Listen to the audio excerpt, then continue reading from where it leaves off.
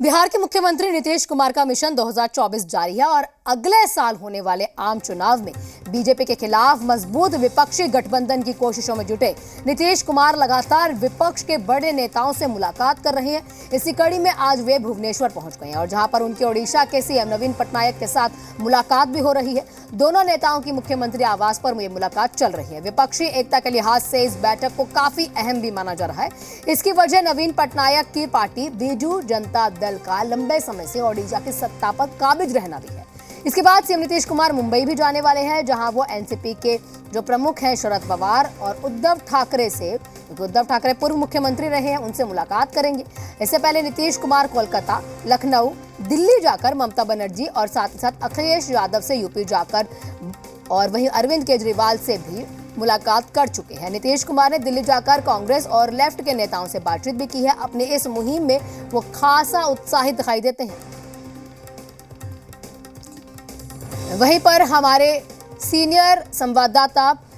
प्रशांत झा जी हमारे साथ जुड़ चुके हैं। प्रशांत जी, जानना ये चाहेंगे कि ये जो मुलाकात है ये कितनी अहम अब हो सकती है?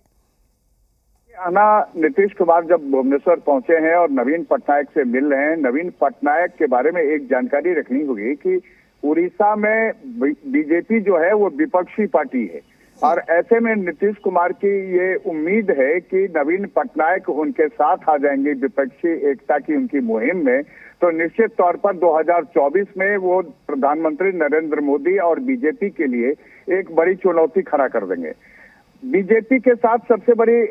ये रही है उड़ीसा में कि वो विपक्ष की पार्टी है, लेकिन नवीन पटनायक भले ही विपक्ष में बीजेपी को देखते हैं, लेकिन नरेंद्र मोदी से उनकी नजदीकियां आज भी जानी जाती है। और ऐसे में नीतीश कुमार का वहां जाना और उनके साथ लंबी बातचीत और बातचीत के बाद उनको यह उनसे अपेक्षा करना, उम्मीद करना कि वो उनकी विपक्षी एकता में शामिल हो जाएं, अभी भी सवालों के घेरे में है। एक चीज आपको और बता देता हूं कि विपक्ष बीजेपी जो वहां है, बीजेपी के साथ परेशानी सिर्फ ये रही है कि वहां चिटफंड घोटाला और जो खनन घोटाला रहा है उसको लेकर के बीजेपी का ये आरोप रहा है कि नवीन पटनायक लगातार घोटालेबाजों के समर्थन में रहे, उनको बचाने की कोशिश करते हैं। हालांकि और कोई विवाद नवीन पटनायक से बीजेपी का नहीं है। जब राष्ट्रपति चुनाव हो रहा था और उसमें जब राष्ट्रपति द्रौपदी मुर्मू उड़ीसा की थी और उनका जब नॉमिनेशन हुआ था उस समय भी नीतीश कुमार ने उनको समर्थन दिया था और इन्हीं सब उम्मीदों को लेकर के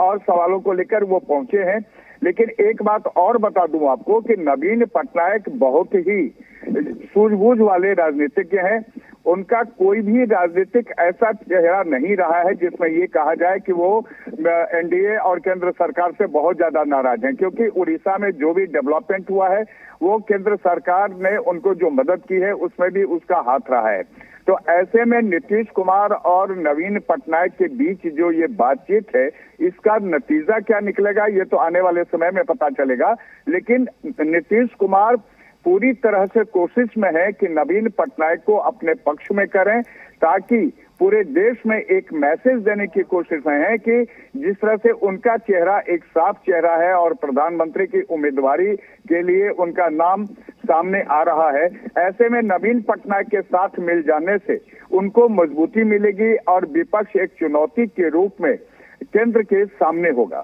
आना प्रशांत जी, देखिए बीजेपी के खिलाफ या ये कह लीजिए कि एनडीए के खिलाफ जिस तरह से विपक्ष को एकजुट किया जा रहा है, वही मुहिम जो है नीतीश कुमार की तरफ से चल रही है, उत्साहित भी वो खासा दिखाई देते हैं। लेकिन वहीं पर जिस तरह से आप भी बता रहे हैं कि नवीन पटनायक जो है केंद्र सरकार के साथ काफी अच्छे संबंध भी हैं, तो क्या इसमें इस मुहिम में लगता भी है कि नवीन पटनायक कहीं भी उनका साथ दे पाएंगे? क्योंकि ऐसा भी हो सकता है ना कि केंद्र के साथ अपने टर्म्स वो नहीं बिगाड़ना चाहें।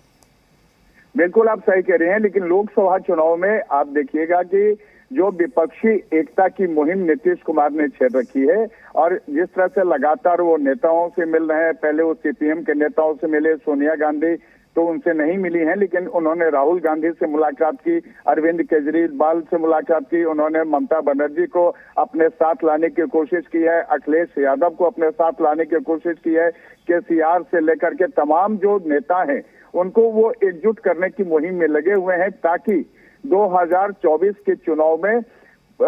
एनडीए के खिलाफ एक नए रूप में वो सामने आए। लेकिन सवाल यह है कि नवीन पटनायक कहीं से नहीं चाहेंगे कि वो केंद्र से और नरेंद्र मोदी से अपने रिश्ते बिगाड़ लें, क्योंकि इसके पीछे की वजह यह है कि केंद्र में नवीन पटनायक की जो हैसियत है आज की तारीख में वो अभी एक स्वच्छ नेता के रूप में है। और द्रौपदी मुर्मू जब देश की राष्ट्रपति बनी थी उस समय भी नवीन पटनायक ने केंद्र का साथ दिया था और वोटिंग में भी उनके बीजू जनता दल के जितने लोग थे उन्होंने केंद्र के पक्ष में वोटिंग की थी। तो इससे यह माना जा सकता है कि अभी खुलकर तो नवीन पटनायक कुछ नहीं कहेंगे और न ही वो विपक्षी एकता की मुहिम के सूत्रधार बनने की कोशिश भी करेंगे। वो उनकी खामोशी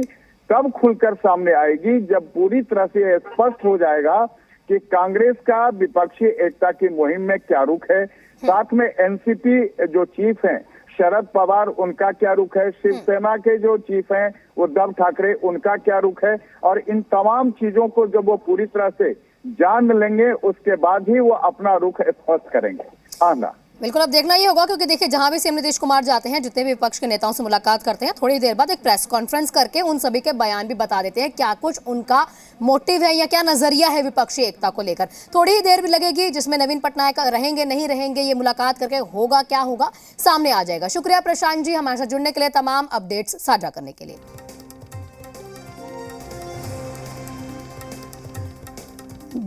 वहीं जातीय गणना को लेकर बिहार सरकार को पटना